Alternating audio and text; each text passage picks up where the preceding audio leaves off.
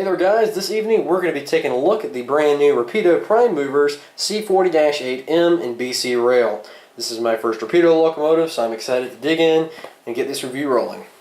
So first impressions on the box. I know Rapido is classy, I follow their Facebook page adamantly enough, but this is really neat. They've got kind of an oil painting of the Dash 8 on the cover. And on the sides this is neat, so you get the logo and the zebra stripes, much like the CN locomotives. And this locomotive here is BC Rail 4623. So we're going to dig on in. So digging in, you see we got a little decal sheet if you so choose to add the safety stripes or any of the other stuff. Part manual. And of course, your generic operation manual in French. And assuming English is on the back. Yeah, English on the back. And there you have it. Oh, this thing looks fantastic. Now one thing up in the parts bin here, they do actually include, for the BC Rail guys, you got your 5-channel horn there, and you do have ditch lights. So these are the rock lights, along with the casing for the marker lights. So it's nice they did include that. And there she is. First impressions. Detail's very nice, paint looks fantastic. The weight is honestly about the same as a Athearn ready to run locomotive. To me, picking it up like this, I can feel more of the weight along the back section. Now the cool thing about this, the Dcc Decoder is in the fuel tank. That's the big thing on these, so you just have to pop this bottom off, install a 21 pin. This one has ESU Loksound, so we're not worried about that, and go from there. However, to install the rock lights, we're going to have to take all this off and do a little soldering, so stay tuned to see if I attempt that. So starting up at the front, number one thing that stands out to me, of course, high mounted ditch lights. Your rock lights will be mounted lower down here. High mounted bell, sand filler hatches, wire handrails, all this looks very, very good. The class lights are merely a printed decal. They do include the shields where you can make it look three-dimensional. I do wish they'd pulled a Bowser and done the operating class lights, but given this was a quote budget model, this is understandable. Going on to the engineer side of the cab, handrails look good. You got the little louvers for the cab door right back here. Fans and radiator grills look good. Trucks are a little spartan on detail, but this is a budget model after all, so I didn't expect anything too wild, but they look very nice. The paint finish is very smooth on this engine. So moving on towards the back, here's just a rear business end. The finish on the rear handrails looks very good. There's not much paint bleed on there. You have the white brakes between the red stanchions. It does have a coupler cut lever. That's a nice piece there. 2 molded on knuckles. So that's another cool feature. Of course, if you wanted to go to town with some Details West Airlines or whatever your preferred brand of detail part, you are more than so welcome to do so. And frankly, these locomotives will look very good with the full detail pack. So one more head-on view before we go down to the layout. This is going to look very good. I'm excited to put it on the test track and see what this guy has to offer. So here we go. Alright, so we finally have the locomotive on the test track, and we will go through the startup procedures. So to start up the locomotive, as with any ESU Loksound decoder, press function 8.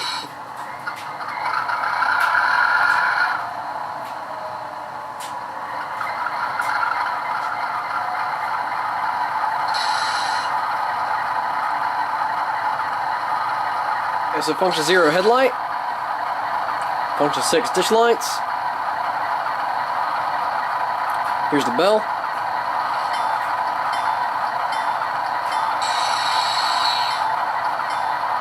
horn,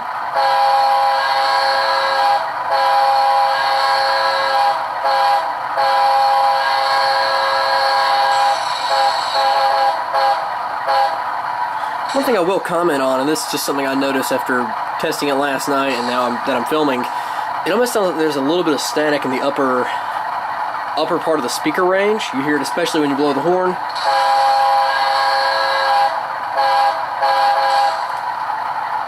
Just a little bit of white noise and shell echo. I'm sure that can be fixed by adjusting some CVs, but out of the box is something you might notice. It's not phasing me too much, honestly, so we will keep rolling. Now, going through the function list, function 3 normally is your couple/uncouple. On this locomotive, it enables the full throttle function, so that's something you will notice. We'll demonstrate that right now. You get her crawling. Function 3 on. Straight to full.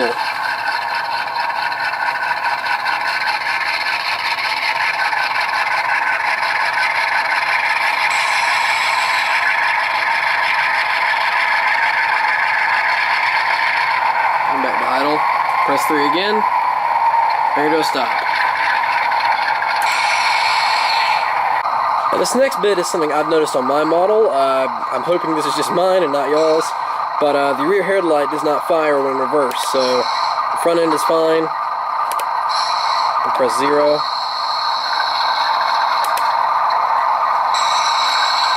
Still nothing. The only way I've been able to get it to pop on is pressing function 12. Which I believe is switching mode.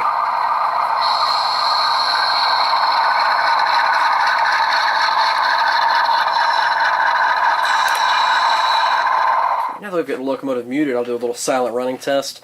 In the slow speed, this thing is phenomenal. My model, I believe on the front truck, might have a burr. You may see it hop, or you'll hear a little bit of gear noise. This is especially prevalent at speed. I'm not really sure how to explain it, other than I need to break it in some more. But here we go. See a little hop in there.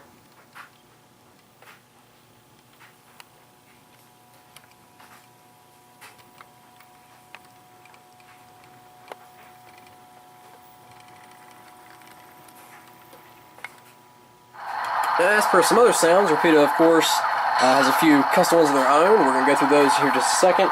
The first one is the slow Doppler horn, function 5.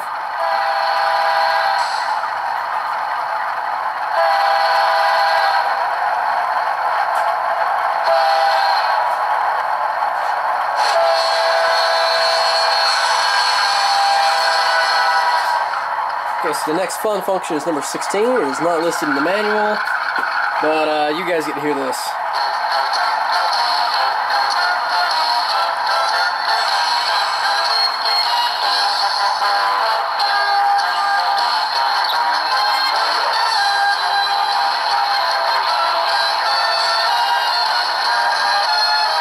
So what they did here was put the Hockey Night in Canada theme on their locomotive.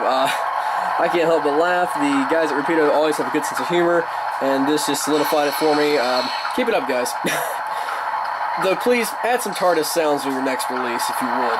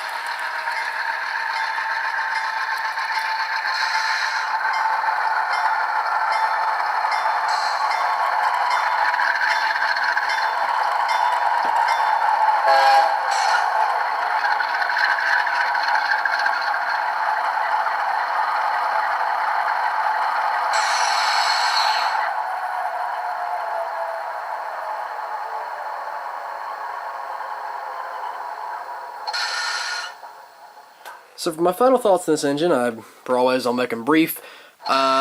Firstly, operation. This is my first Rapido locomotive. Overall, I'm very impressed. The only annoyance would be that gear noise in the mid-range, but I'm assuming that'll iron out with some running. Maybe a little bit of grease on the gears.